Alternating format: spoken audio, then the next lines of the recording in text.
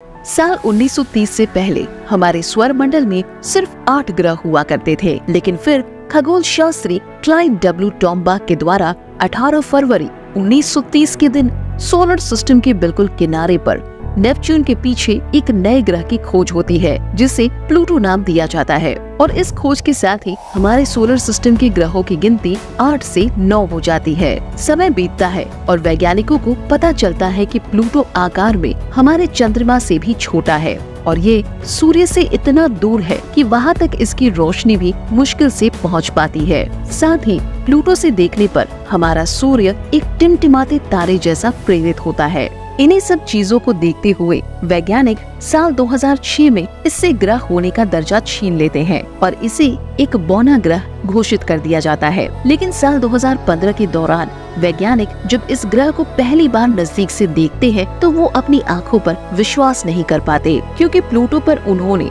वैसी ही जमीन, वैसे ही पहाड़ और वैसे ही बर्फ नजर आती है जैसे हमारे पृथ्वी पर मौजूद है। ये सब देखकर वैज्ञानिक सोच में पड़ जाते हैं कि क्या उन्होंने प्लूटो से एक ग्रह होने का दर्जा छीनकर गलती की है? क्या प्लूटो हम इंसानों का दूसरा घर बन सकता है और क्या इस ग्रह पर जीवन संभव है? अब वैज्ञानिकों को उनके इन सवालों का क्या जवाब मिलता है, ये हम आपको इस वीडियो में बताने वाले हैं, जिसे जानकर आप भी हैरान रह जाएंगे। इसीलिए बिना स्किप किए वीडियो को अंत तक जरूर देखिए। दोस्तों, प्लूटो की खोज भले ही 1930 में की गई हो, लेकिन इसे करीब से देखने का मौका वैज्ञानिकों को पहली बार 2015 में मिला। दरअसल नासा का न्यू होराइजन अंतरिक्ष यान, जिसे जनवरी 2006 में लॉन्च किया गया था, उसने 2015 में वैज्ञानिकों को प्लूटो के बेहद करीब से खींचे गए हुए रिजोल्यूशन फोटो भेजी। इन तस्वीरों को देखकर वैज्ञानिक हक्के बक्के रह गए, क्योंकि उन्होंने भी कभी नहीं सोचा था कि सूर्य से इतना ज्यादा दूर मौजूद एक छोटे से और बेहद ठंडे बौने ग्रह की सतह बिल्कुल हमारे पृथ्वी जैसी होगी। और सिर्फ सतह ही नहीं, वैज्ञानिकों ने प्लूटो पर पृथ्वी के जैसे ही बर्फीले पहाड़, घाटियां और समुद्र को भी देखा। यहाँ तक कि पृथ्वी की तरह प्लूटो का भी अपना एक वायुमंडल था। इन सभी चीजों ने वैज्ञानिकों को प्लूटो के बारे में और ज्यादा गहराई से रिसर्च करने और इसके बारे में जानने के लिए उत्सुक कर दिया। और नासा समेत दुनिया के कई स्पेस एजेंसीज के वैज्ञानिक इसी रहस्य को सुलझाने में जुट गए। कुछ समय रिसर्च करने के बाद वैज्ञानिकों को पता चला कि प्लूटो पर जिन बर्फ के पहाड़ों को खोजा गया है, वो बर्फ पानी के जमने से नहीं बल्कि मीथेन के जमने से बनी है और ये एक कार्बनिक यौगिक है। साथ ही उन्होंने पाया कि प्लूटो का वायुमंडल मीथेन, नाइट्रोजन, ऑक्सीजन और कार्बन मोनोऑक्साइड से मिलकर बना है। ये वायुमंडल हमारी पृथ्वी की तरह प्लूटो के वातावरण को नीला रंग तो देता है, लेकिन साथियों, वैज्ञानिकों ने पाया कि यहाँ सांस लेना मुमकिन नहीं है। इसके बाद वैज्ञानिकों ने जब प्लूटो की तस्वीर को थोड़ा और करीब से देखकर उन्हें गहराई से समझा, तो पता चला कि किसी समय इस ग्रह पर भी हमारी पृथ्वी की तरह लिक्विड वाटर का विशाल समुद्र रहा होगा। लेकिन जिस ग्रह पर सूर्य की रोशनी ना के बराबर पहुंच पाती है और जिसकी सतह पर तापमान ही -200 डिग्री सेल्सियस रहता है, ऐसे ठंडे ग्रह पर पानी लिक्विड फॉर्म में कैसे रह सकता है? वैज्ञानिकों को इस सवाल का जवाब मिला प्लूटो पर दिखाई देने वाले लाल रंग के धब्बे में। अगर आप गौर से देखें तो प्लूटो पर लेफ्ट साइड के नीचे की तरफ आपको एक बड़ा सा लाल धब्बा नजर आएगा, जिसकी आकृति एक व्हेल मछली के जैसे प्रेरित होती है। यही कारण है कि वैज्ञानिकों ने इस धब्बे का नाम रेड व्हेल रखा। अब वैज्ञानिक ऐसा अनुमान लगाते हैं कि जिस समय हमारा सोलर सिस्टम बन रहा था, तब कोई बहुत बड़ा ऑब्जेक्ट प्लूटो से टकराया होगा, जिसके चलते इस पर ही लाल निशान बना। और क्योंकि उस टक्कर से बहुत गर्मी पैदा हुई होगी, तो ऐसे में हो सकता है कि उस टकराव ने प्लूटो की बर्फ को पिघला दिया हो और जिससे इस ग्रह पर एक विशाल समुद्र बन गया हो। इस थ्योरी का साफ साफ मतलब ये है कि जिस समय हमारी पृथ्वी एक धधकता हुआ आग का गोला हुआ करती थी, तब प्लूटो पर लिक्विड फॉर्म में पानी का एक विशाल समुद्र मौजूद था और समय प्लूटो पर जीवन भी पनपा हो। इस सब के बारे में हम आगे बताएंगे, लेकिन इससे पहले डाउट को क्लियर कर लेते हैं कि प्लूटो पर ये निशान लाल रंग का क्यों बना, जबकि पृथ्वी पर मौजूद समुद्र हमें नीले रंग की दिखाई देती है। अब इस सवाल का सही और एकदम सटीक जवाब तो हमें सिर्फ तभी मिल सकता है जब प्लूटो पर किसी इंसान को भेजकर उसकी सतह का सैंपल मंगवाया जाए और लैब में उसकी जांच हो।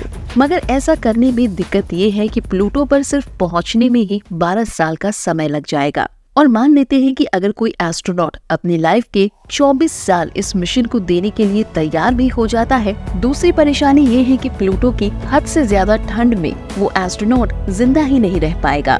मगर इस समस्या का हल निकाला यूनिवर्सिटी ऑफ टोक्यो के एक प्रोफेसर डॉक्टर योशितो सेकनी ने, जिन्होंने प्लूटो पर कोई मिशन भेजे बिना ही अपने लैब के अंदर प्लूटो की मिट्टी के लाल होने का कारण पता लगा लिया। इसके लिए डॉक्टर योशितो ने एक एक्सपेरिमेंट किया, जिसके अंदर उन्होंने कुछ कार्बनिक अणुओं को लगातार हीट करके देखा। ऐसा उन्होंने इसलिए किया क्योंकि जब प्लूटो से वो ऑब्जेक्ट टकराया होगा तो उसकी वो सतह जहां समुद्र बना था काफी समय तक गर्म रही होगी। डॉक्टर योशितो ने ये अनुमान लगाया कि 4.5 अरब साल पहले प्लूटो के सागर में कौन से कार्बन अणु मौजूद रहे होंगे, और उन्हीं कार्बनिक अणुओं को उन्होंने कई महीनों तक लगातार 50 डिग्री पर हीट करके देखा। उनका ये एक्सपेरिमेंट पूरी तरह सफल रहा, क्योंकि लैब में हीट करने पर इन कार्बन अणुओं का रंग भी ठीक वैसा ही लाल हो गया जैसा प्लूटो का सरफेस है। इसका एक मतलब ये भी निकल कर आया कि प्लूटो की सतह पर आज भी कार्बनिक अणु मौजूद हो सकते हैं। और जैसा कि आप जानते ही होंगे कि कार्बनिक अणुओं का मौजूद होना लाइफ के मौजूद होने का एक बहुत बड़ा संकेत होता है। तो क्या हम ये मान लें कि हमारी पृथ्वी जब बन रही थी तो उस समय प्लूटो पर जीवन मौजूद था? क्योंकि रिसर्च तो यही बताती है कि प्लूटो पर ऑर्गेनिक मॉलिक्यूल से लेकर लिक्विड वाटर और ऑक्सीजन तक वो सब कुछ मौजूद है जो जीवन को पनपने के लिए चाहिए होता है। वैसे तो इन चीजों को लेकर अभी भी वैज्ञानिक रिसर्च कर रहे हैं और इस विषय पर बहुत से साइंटिस्ट के बीच मतभेद भी है, लेकिन इस संभावना से बिल्कुल इनकार नहीं किया जा सकता कि प्लूटो पर जीवन शायद सचमुच में मौजूद था। हो सकता है उस ग्रह पर पानी के अंदर रहने वाले कोई जीव रहे हो या फिर कोई दूसरी तरह के प्राणी। खैर, इन संभावनाओं में कितनी सच्चाई है ये तो हमें आने वाले कुछ सालों में पता चल ही जाएगा। फिलहाल की बात करें तो प्लूटो की एक और चीज जो हमें बहुत हैरान करती है वो है इसकी चंद्रमा। दोस्तों, हमारे पृथ्वी प्लूटो से 6 गुना बड़ी है, फिर भी इसका सिर्फ एक ही चंद्रमा है।